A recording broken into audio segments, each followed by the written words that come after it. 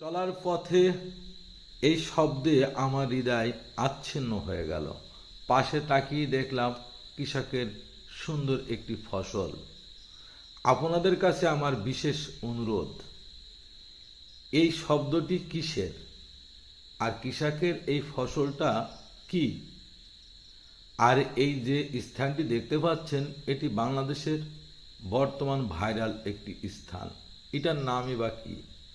এই তিনটে প্রশ্ন আপনাদের কাছে আমি সবিনয় জানতে চাচ্ছি। কিসের শব্দ এবং কৃষকের এই ফসলটির নাম কি? বাংলাদেশের ভাইরাল এই স্থানটির নাম কি?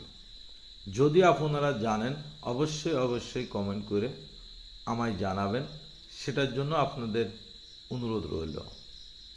আর সুযোগ পেলে স্রষ্টার সৃষ্টি প্রাকৃতিক সৌন্দর্য উপভোগ করতে প্রত্যন্ত গ্রামে চলে আসবেন। এমন সুন্দর এমন কিছু দেখতে পারবেন যা মুহূর্তে আপনার মনকে পরিবর্তন করে দিবে।